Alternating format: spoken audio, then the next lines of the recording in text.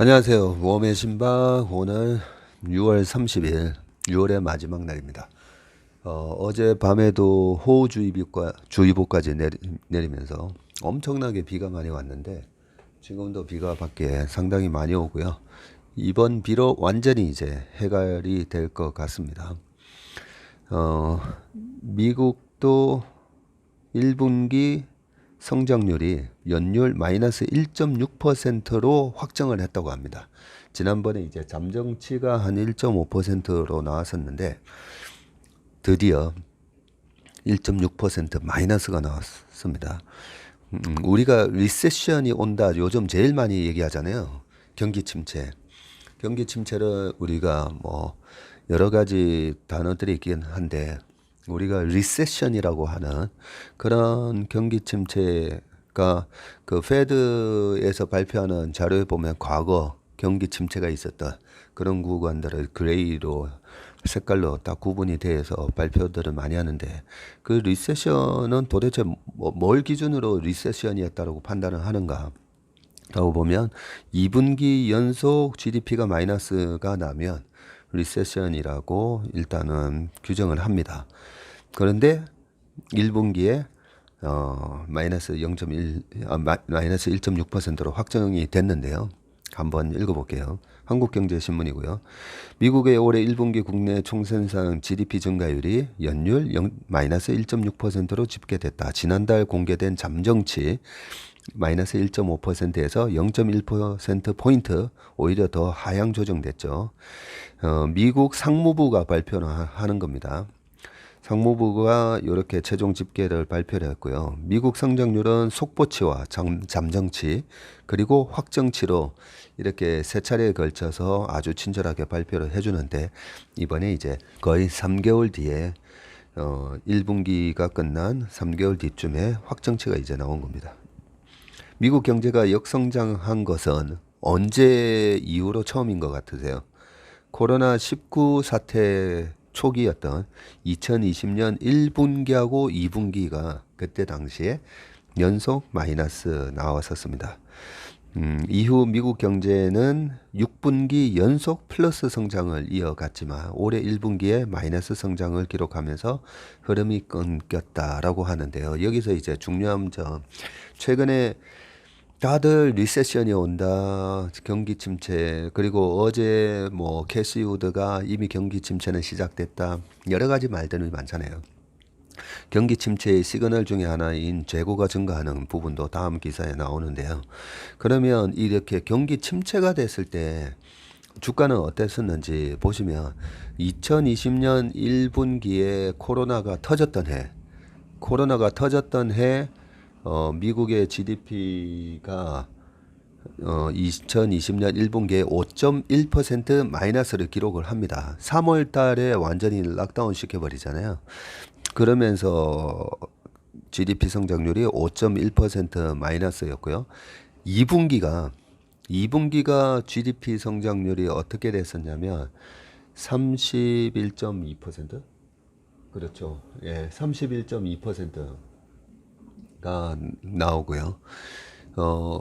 그러고 나서 3분기가 33.8%로 플러스가 나오는데요. 저는 그때 당시를 너무나 생생하게 생각합니다. 어떤 분이 IMF 보고서를 가지고 31.2% 이 사상 초유의 GDP 역성장 그러면서 뭐 당시에 이제 많은 경제 채널에서 큰일 났다라는 그런 얘기가 나오고 정말 충격적이었죠. 뭐 미국 GDP가 마이너스 31.2%가 나왔었으니까요. 그때도 이제 속보치랑 뭐 이렇게 나오는 게 EQ였었으니까 한 6월 말에서 7월 뭐 이렇게 나왔었겠죠. 그러면 1분기에 마이너스 5.1을 기록하고 2분기에는 마이너스 31.2%를 기록을 했는데 주가는 그때 당시 한번 생각해 보세요. 그렇게 어마어마한 경기 침체가 올 거라는 걸 반영을 하면서 S&P 500부터 전 세계 주식 시장이 3월 달에 급락을 했었잖아요. 자, 3월 달에 급락을 하고 4, 5, 6월 달이 포함된 2분기에는 미국의 GDP가 마이너스 31.2%를 기록했는데 주가는 4, 5, 6월 달에 큰 폭으로 반등이 시작되죠. 그걸 보고 이제 계속 월스트리트이 너무 앞서간다. 메인스트리트이 작살이 나고 있는데 이게 말이 되는 거냐라는 얘기가 계속 있었었고요. 그렇지만 그 다음 3분기에 미국의 GDP가 33.2%로 플러스로 그렇게 나오면서 주식 시장이 옳았다라는 게 나중에 지나고 보면 알 수가 있고요. 그 이후로 지금 여기 기사에도 적혀 있지만 6분기 연속 GDP 성장률이 나오다 보니까 주가가 강할 수 있었습니다. 그런데 정말 미스터 마켓은 제가 미스터 마켓 앞에서는 항상 이제 고개가 숙여진다고 말씀드리잖아요. IQ 처음에는 제가 미스터 마켓은 IQ 1000이다 생각했다가 야 IQ가 2000? 아니야 IQ가 2만이구나. 그래서 요즘은 미스터 마켓의 IQ는 2만, 제 IQ는 80. 저는 늘 그렇게 얘기를 하는데 이렇게 마이너스를 기록할 거를 알고 주식시장은 1월 달부터 이제 큰 폭으로 주가가 미리 이제 선반영을 했고요. 이번 EQ도 조금 마이너스가 나왔었으면 좋겠습니다. 나와서 EQ도 결국은 역성장을 했다라고 발표가 됐으면 좋겠는데 1Q가 마이너스였으니까 어떤 원인으로 마이너스였는지 조금만 더 읽어볼게요. 무역 적자와 기업의 재고 투자가 감소한 영향으로 분석된다라고 되어 있고요. AP통신에 따르면 사상 최대 규모였던 1분기 무역 적자가 전체 GDP를 3.2%포인트 끌어내렸다라고 합니다. 어제도 말씀드렸죠. GDP를 계산할 때 순수출, 수출에서 수입을 뺀 거, 이 부분도 GDP에 포함이 됩니다. 3.2%포인트를 끌어냈다. 재고 투자 감소는 GDP를 0.4%포인트 감소시켰다. 미국 기업들은 지난해 4분기 연말 쇼핑 시즌을 맞아서 상품 재고를 대폭 늘렸다가 이후 규모를 줄였다. 미국 경제 자체의 건전성을 평가하는 지표는 양호했던 것으로 나타났는데 실물 경제의 약 70%를 차지하는 개인 소비 지출은 1.8% 증가를 했고요. 이 부분이 중요하죠. 기업 투자도 5% 늘었다. 기저 수요를 측정하는 기업 투자도 5% 늘었다는 게 참 고무적이네요. 기저 수요를 측정하는 지표인 국내 구매자 최종 판매도 3% 증가했다. 2분기 이후 미국 경제는 탄탄한 소비 지출에 힘입어서 플러스 성장세를 회복할 것이란 전망이 나온다. 라고는 돼 있는데 주가가 저렇게 빠지고 하면 그리고 유가가 계속 올랐었으니까요. 실질적으로 미국 가계의 가처분 소득이 이제 줄어드는 효과가 나왔기 때문에 그리고 이제 이자가 계속 올라가면 아무래도 그 미국 개인들은 그 몰기지부터 시작해가지고 자동차도 오토 론으로 사고 학교도 론으로 다녔다가 직장 다니면서 갚는 그런 구조다 보니까 이자에 굉장히 민감합니다. 이렇게 되면 제가 봤을 때는 2분기 GDP도 과연 플러스로 성장세가 나올지 모르겠는데 아무튼 저는 마이너스가 좀 나왔었으면 좋겠습니다. 이렇게 2분기 연속 좀 마이너스 나오고 그러고 나서 아까 제가 코로나 때도 말씀드렸지만 결국은 GDP가 다시 플러스로 돌아서는 걸 주가가 미리 선반영하면서 이제 움직일 겁니다. 그래서 조금은 약간 비온 뒤에 땅이 굳어진다고 리세션이라는 그런 건전한 조정을 한번 이번에 겪는 게 저는 좋다라고 생각합니다. 자, 그렇다면 이제 요 부분과 관련해서 한국 경제에 또 다른 이제 기사가 하나 있습니다. 세계 제조업 재고 산더미 경기 침체 경고음이라고 지금 기사가 또 나왔습니다. 이렇게 연결을 해서 기사들이 착착 이렇게 나와 있으니까 너무 좋습니다. 재고량이 10년 만에 최대로 늘었다고 합니다. 옆에 표가 나오는데요. 늘어나는 세계 제조업체의 재고 단위가 조달러인데요. 조달러. 2019년도에는 1.5조 달러였다가 2020년도에 1.55조 달러였다가 2021년도에 1.77조 달러. 계속 재고는 늘었네요. 그리고 올해가 1.87조 달러라고 합니다. 1분기에 970억 불 증가한 1.8조 달러인데 가장 많이 쌓인 기업은 재고가 가장 많이 쌓인 기업이 삼성전자라고 합니다. 포드 안 팔린 완성차가 36%나 급증하고 있고 신기하네요. 예. 새 차가 공급망 차질에 의해서 제대로 공급이 안 되다 보니까 생산도 안 되는 거죠.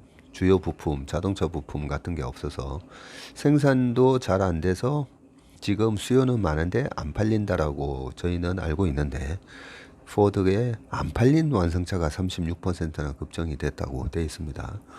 그리고 원자재 일찌감치 확보했는데 출하제 때 안 되고 소비가 둔화되면서 생산량 조절 때는 경기 하강에 우려가 있다라고 되어 있으니까 한번 읽어볼게요.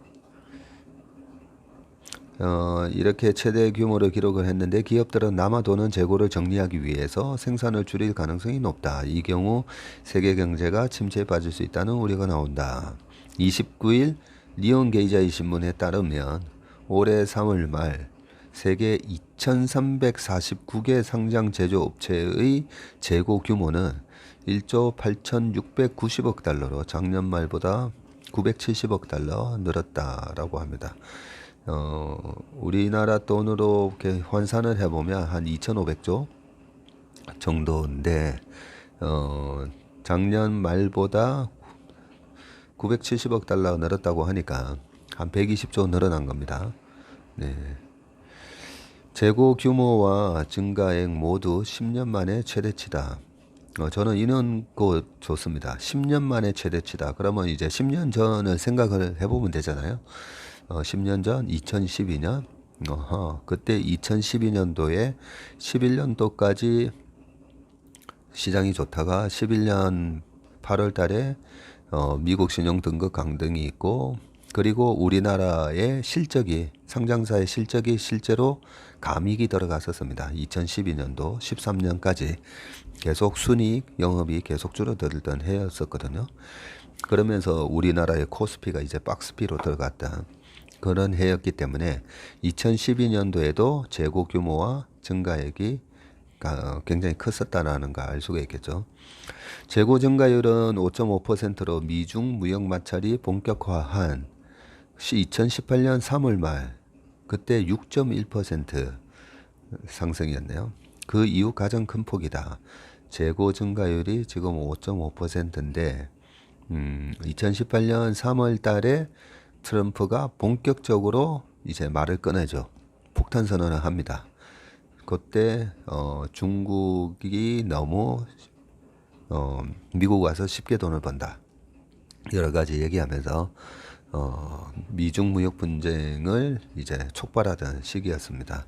그리고 5월 달에 계속 막 이렇게 폭탄 선언을 하다가 7월 5일이었나요? 그때 이제 첫 관세를 매기게 됐던 걸로 기억을 하는데요. 그 이후로 가장 재고 증가율이 높다는 거죠. 예, 전자차, 기계 재고 급증. 이런 뉴스는 보면 참 제가 그때도 그러면 3월 말에 6.1%로 재고가 늘어났었으면 우리나라가 2018년 1월 29일인가가 2706포인트로 코스피가 고점을 기록할 때였었거든요. 그러면 2월 달에 플래시 크래시라고 해서 미국 시장하고 우리 시장 같이 한번 확 빠졌다가 그리고 3월 달에 다시 회복을 하는데 우리 시장은 그때 고점 이후로 계속 질질 흘러내렸고요. 미국 시장은 2018년도에 10월 달에 주가가 이제 첫 하락을 하기 전까지 계속 한 8월까지 계속 고점을 갱신했던 기간이었었는데 이렇게 재고가 확 늘어날 때 조심해야 되겠다라는 생각을 이제 방금 머릿속에 했습니다. 전자와 차, 기계 재고가 급증을 하고 있는데요. 지금 국제 상품 가격이 급등을 하자 기업들이 일찌감치 원자재 확보에 나서면서 재고가 늘었다는 분석이다. 이거는 뭐 잘한 거죠. 기업들이 세계적인 물류 정체 여파로 제때 출하하지 못한 완제품 재고도 급증을 했다.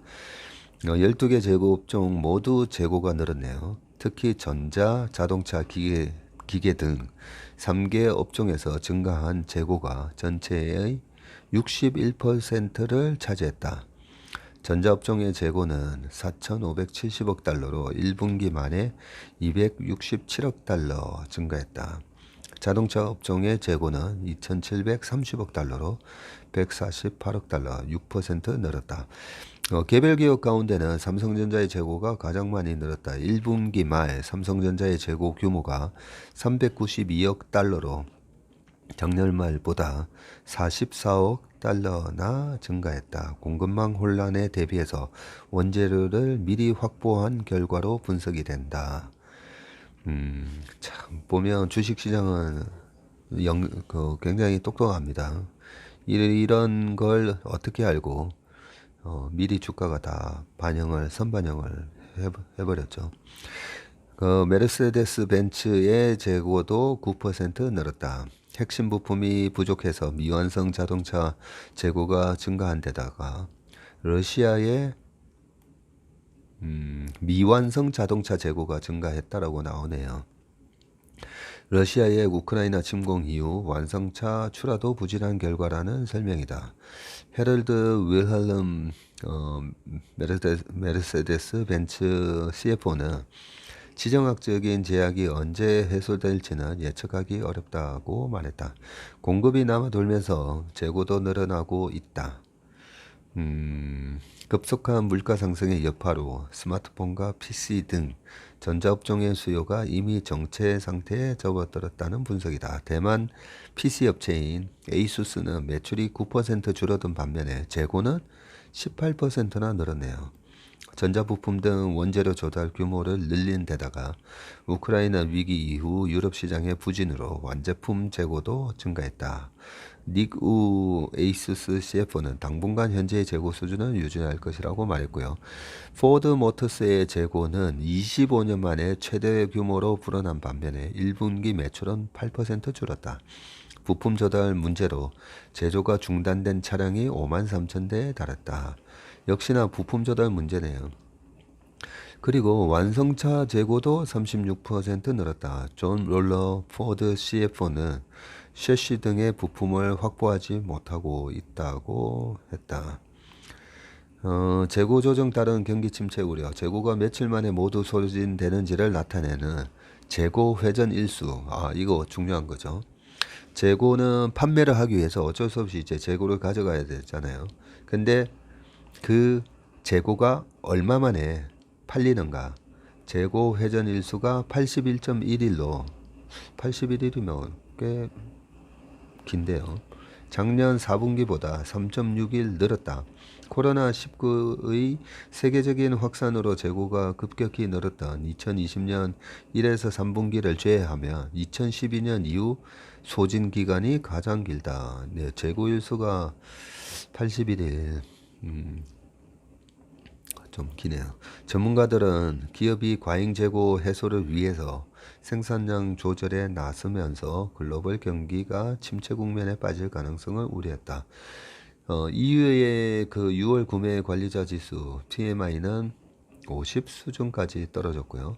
중국의 PMI 역시 3개월 연속 지금 50을 밑돌고 있고요. PMI가 50 미만이면 기업이 경기 침체를 예상한다는 뜻인데 1분기 세계 제조업의 매출은 작년 4분기보다 3% 줄었다. 다만 업황 악화로 재고가 늘었지만 제조업체들의 자금력은 탄탄한 것으로 나타났다. 지난 3월 말 글로벌 제조업계가 보유한 유동성 자금 1년 이내에 현금할 수 있는 자산을 유동성 자산으로 이제 재무제표에 이제 표기가 될 수 있죠. 유동성 자금이 2조 1,738억 달러라고 합니다. 우리나라 돈으로 2,500조라는 유동성 자금이 있고요. 2.3개월치 매출에 해당된다. 2.3개월치 매출에 해당되는 그런 유동성 자산을 확보하고 있고요. 유동성 자금이 2개월치 매출 이상이면 자금 상황이 안정적인 것으로 평가된다라고 합니다. 3월 말 삼성전자가 보유한 유동성 자금은 그러면 얼마일까요? 1,000억 달러로 매출의 5개월치에 달했다. 토요타 자동차 역시 2.3개월치 매출인 6조 엔의 자금을 확보한 것으로 조사됐다라고 합니다. 삼성전자는 지금 환율로 따지면 130조 원의 유동자금을 갖고 있다고 보시면 됩니다. 네. 재고가 쌓이는데 이게 제가 생각하는 내년으로 가면 갈수록 제가 시장을 좋게 보는 이유 중에 하나입니다. 이 공급망 차질, 그 다음에 자동차 반도체 부족, 뭐 이런 것들로 촉발됐다가 이제 우크라이나 전쟁까지 겹치면서 매출이 줄어든 부분에 있어서는 공급이 안 된 부분도 있지만 우크라이나 전쟁으로 러시아에서 전부 다 철수하겠다 이렇게 선언을 해버렸잖아요. 그러면 전 세계에서 그래도 러시아 인구가 1억 이상 되는 나라에 있다 보니까 러시아 인구가 몇 명이었죠? 1.4억 명 정도였지 않았나라고 생각이 나는데 지금은 인구가 도대체 몇 명인가 모르겠네요. 1억 4,580만 명이네요. 아, 맞네요. 요즘은 뭐가 숫자가 탁탁 떠오르기는 한데 그 숫자가 맞는지 네, 확신이 안 갑니다. 있는 제 머리를 믿을 수가 없기 때문에요. 그렇게 1억 4천만 인구, 1억 4,580만 명이니까 인구 기준으로는 세계 9위고요. 여기서 러시아에서 실질적으로 생산을 안 한다, 철수한다, 매장차 철수한다, 뭐 이러면서 매출이 아무래도 또 줄어드는 효과까지 겹치면서 전 세계가 마치 심각한 리세션에 들어간 듯한 그런 착시 현상도 좀 있긴 합니다. 예, 실제로 그렇게 또 나오고 있고요. 자, 여기서 그렇다면 자동차 반도체 이런 거는 좀 어떻게 좀 해결이 되려나 이게 제일 중요하거든요. 사실 제가 내년 5월까지 좋게 본다라고 하는 게 현대 자동차에 있는 친구 얘기도 좀 들어보고 하면 의외로 3월 달에 만났을 때도 그 이번 상반기 안에는 해결이 잘 안 될 거다라고 얘기는 하더라고요. 그러면 이제 하반기로 가서 어느 정도 해결이 되고 하면 자동차 위축된 최근에 뭐 1분기, 2분기 보면 자동차 판매가 이제 확 줄어드는 걸로 나오잖아요. 그게 이제 이렇게 데이터로만 퀀트로만 주식 투자하는 그런 그 헤지 펀드들 입장에서는 뭐 뮤추얼 펀드도 마찬가지고요. 경기 침체가 오니까 빨리 경기 소비재를 줄이고 필수 소비재로 포트폴리오를 이렇게 리밸런싱도 하고 뭐 그렇게 지금 시장이 돌아가고는 있습니다. 그런데 경기가 다시 회복하는 거는 보통 보면 우리가 예측을 할 수가 없다고 하잖아요. 근데 수요가 회복하는 거는 예측을 못한다 하더라도 지금 이 공급에 차질을 줬던 부분 이런 부분은 그러면 도대체 차량용 반도체는 언제 이게 해결되는지 그걸 좀 알면 공급망 차질로 인해서 줄어든 수요는 다시 회복할 수 있잖아요. 그죠? 그런 측면에서 차량용 반도체 이런 부분들이 되게 고난이도 기술은 아니다라고 제가 알고 있기 때문에 그 부분에 대해서 틀림없이 부족하면 반드시 공급자가 생긴다는 거죠. 또 생산을 늘린다든지 그런 식으로 또 경제는 그 보이지 않는 손에 의해서 또 해결책을 찾아가는데 그렇게 해결이 되면 내년 요맘때는 YOY로 작년 전년 동기 대비 자동차 판매가 큰 폭으로 증가하는 그런 현상이 나타나면서 저는 이제 주가가 회복한다라고 그렇게 저는 머릿속에 그림을 그리고 있는데 조선일보에서 자율차 최고 수혜 산업으로 차량용 반도체 전쟁이라고 또 이런 기사가 또 오늘 또 나와 있습니다. 세계 반도체 기업 줄줄이 진입. 내연차에 200여 개 탑재되지만 자율차에는 2,000개 이상이 탑재된다고 되어 있고요. 삼성, SK, 인텔, 엔비디아 등 참전. 차량용 반도체 업계 판도 바뀔 듯이라고 해서 제가 딱 궁금한 기사가 나왔습니다. 모바일용 반도체와 차량용 반도체 지금 비교해 놓은 표가 있는데요. 모바일용은 제조 공정이 7나노 이하 공정인데 차량용 보시면 28나노 이상이면 된다고 되어 있고요. 온도 조건은 모바일은 0에서 40도, 근데 차량용은 아무래도 더 혹독한 온도 조건을 견뎌야 되겠죠. 영하 40도에서 영상 155도에서도 견뎌야 됩니다. 그리고 수명은 모바일용은 1에서 3년인데 차량용은 7년 이상이 7년 이상의 이제 내구성을 가져야 된다는 거고요. 불량 허용률이 모바일은 10% 이하. 모바일 하다가 뭐 잘못되면 뭐 크게 인명사고가 나는 건 아니잖아요. 근데 차량용은 0%네요. 차량 사고 위험성을 고려해서 0%라고 되어 있습니다. 차량용 반도체 이 시장의 주요 기업은 삼성전자가 엑시노스 오토 등 차량용 반도체 3종을 공개를 했네요. 작년 11월 달에. 네. 엑시노스가 이제 삼성전자의 핸드폰에 들어가는 AP잖아요. 그리고 SK 하이닉스가 차량용 반도체 파운드리 업체 키파운드리를 인수 계약을 2021년 작년 10월 달에 했고요. 인텔이 차량용 반도체 파운드리 사업 진출을 올해 2월 달에 선언을 했고요. 퀄컴은 차량용 반도체 스냅드래곤 디지털 셔시 출시를 올 1월 달에 했습니다. 그리고 우리가 잘 아는 엔비디아는 2025년 자율주행 전용 반도체 제규어 랜드로버에 탑재를 한다고 합니다. 2025년이네요, 이거는. 그리고 중국의 최대 반도체 업체인 이제 스믹, SMIC가 대규모 차량용 반도체 생산 공장 건설을 발표를 했네요. 21년 9월 달이니까 이미 작년에 이렇게 선언한 기업들이 꽤 많았으니까 어느 정도 많이 이렇게 이 차량용 반도체 시장에 많이 진입을 지금 하고 있네요. 기사 조금만 읽어보겠습니다. 하이닉스가 작년에 체결한 파운드리 업체 키파운드리의 인수가 최근 주요국의 반독점 심사 승인을 거쳐서 마무리 단계에 들어섰다. 이걸 인수 계약을 작년 10월 달에 했지만 반독점 심사 승인이 아직까지 난 게 아니었네요. 충북 청주에 본사를 둔 키파운드리는 지름이 200mm짜리 8인치 웨이퍼를 기반으로 한 반도체를 위탁 생산하는 회사네요. 중북 청주에 본사가 있었네요. 8인치 웨이퍼는 최근 품귀 현상을 빚는 차량용 반도체 등 중저가 반도체의 핵심 재료로 다품종 소량 생산에 적합한 웨이퍼라고 합니다.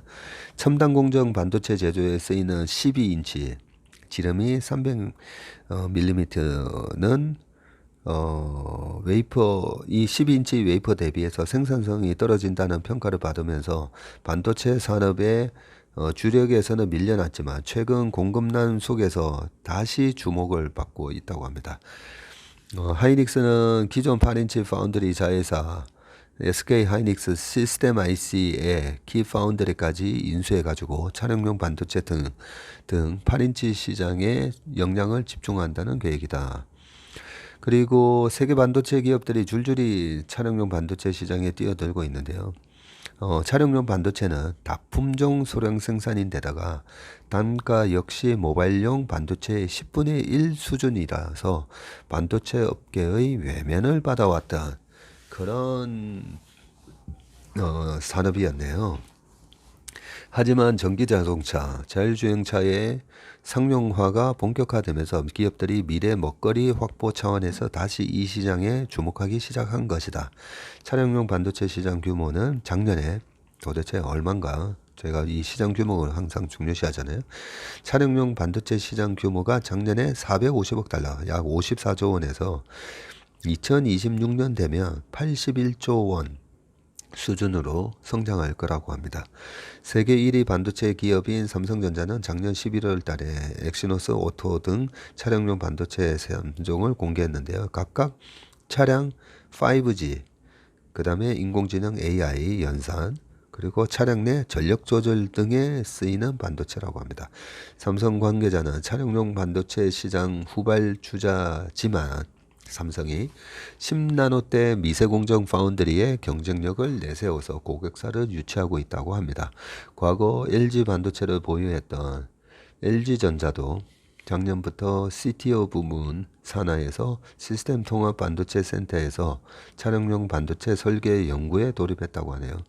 자사 전장 사업에 필요한 주요 반도체를 자체 공급하겠다는 목표다 라고 되어 있고요. 세계 위 반도체 기업인 인텔도 지난 2월 차량용 반도체 파운드리 사업에 진출을 선언했고, 엔비디아 역시 아까 말씀드린 대로 제규어 랜드로버와 자율주행 전용 파운드리 개발을 위해서 손을 잡았습니다. 중국 SMIC는 작년에 한 1조 2천억 정도를 들여서 상하이에 차량용 반도체 공장을 짓는다고 밝혔었네요. 유럽, 일본 기업들이 시장을 지금은 주도를 하고 있다고 합니다. 차량용 반도체 시장은 레벨 3 조건부 자율주행차가 본격 상용화되는 올해부터 급속 성장할 전망이다. 내연기관 자동차에는 보통 2,300개의 반도체가 탑재되지만 전기차에는 1,000개에서 1,000개, 자율주행차에는 2,000개 이상의 반도체가 탑재된다. 차량 범퍼에서부터 계기판, 바퀴, 실내 좌석에 이르기까지 반도체가 들어가지 않는 곳이 없을 정도다. 이게 앞에서도 이제 다품종 소량 생산이라 했잖아요.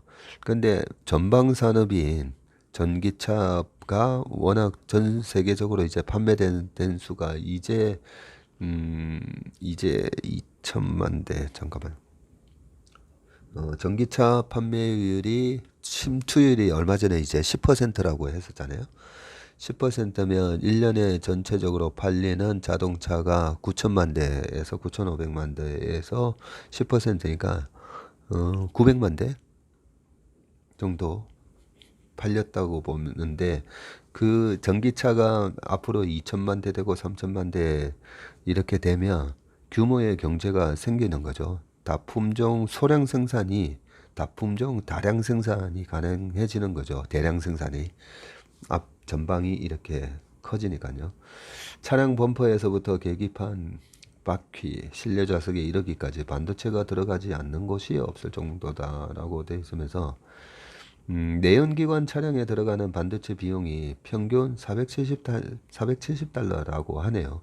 우리나라 돈으로 한 60만 원인데, 그러면 전체 뭐 6천만 원?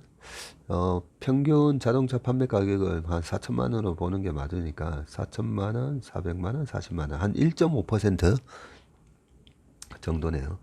자율주행 그 뭐 원가로 따지면 차량 그 내연기관 차의 반도체의 비용이 1%라고 보면 되겠네요.